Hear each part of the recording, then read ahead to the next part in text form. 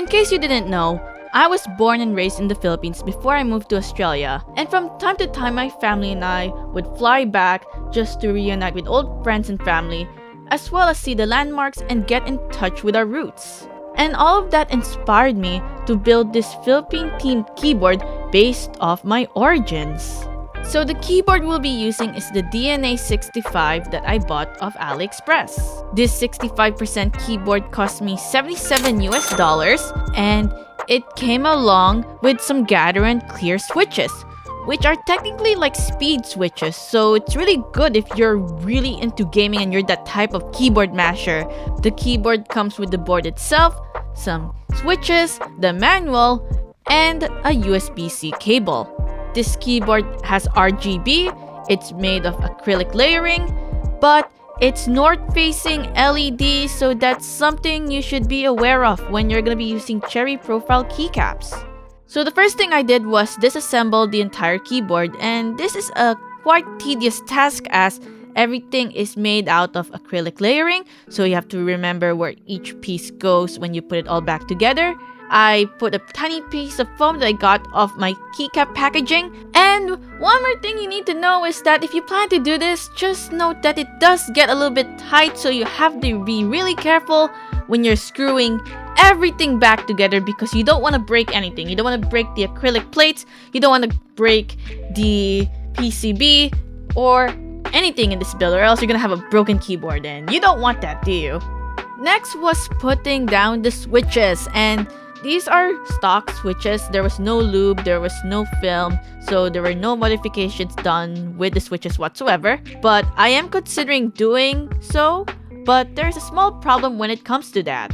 Remember how I said that this keyboard tends to get crowded? It's not just when you modify the keyboard, it's also when you put down the switches. The metal plate on this keyboard is quite tight, so it required me to use a switch puller just so I can put the switches in their socket. So I had to be really careful, and the worst part is that feeling that you might have accidentally bent a pin in your switch, so you have to go through the whole process of pulling it out, fixing it, and putting it back in. It's really tight. If you're the type of person who has zero patience and just wants to use this keyboard immediately, I highly suggest do not get this board. But if you're that type of person who is in for a challenge and does not care, go nuts! For the keycaps, we're going to be using the KBD Fans Katha PBT Die Sub keycap set. It's a Philippine-inspired keycap set filled with the colors seen on the flags, as well as Bayanihan sub-legends.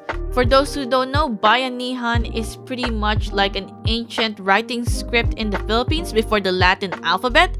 I really don't know much about it or when or how it was used. All I know is that it was used a long time ago before the Latin alphabet came to be. I chose this keycap set because it's not cherry profile, it's its own different thing. The keycaps are more flat and somewhat more even, but except for the top row, which is a bit like curving to downward. But regardless, it's not cherry profile, which is good for keyboards with north-facing LEDs, meaning there won't be any interference, which is pretty good. Not to mention the legends on the keycaps, plus the printing, plus the colors, they do remind me of home quite a bit, so I think this is really perfect for my Philippine themed keyboard. Overall, I think it's a good build. I think the plate is just one of the things you might have to deal with when it comes to this budget keyboard, but overall, it's quite a decent board. The RGB is nice, the keycaps look great, and it does fit the theme of my roots and where I came from, you know? If you would like to hear a sound test, there will be one at the end of the video. If you enjoy my keyboard content, feel free to press like, subscribe, and hit that notification bell as I plan to do more in the future. Not a lot of you subscribe to my channel, so it'd be really great if you do. Other than that, I hope you enjoyed this video. So my name is Kitty J out, and see you guys next time. See ya!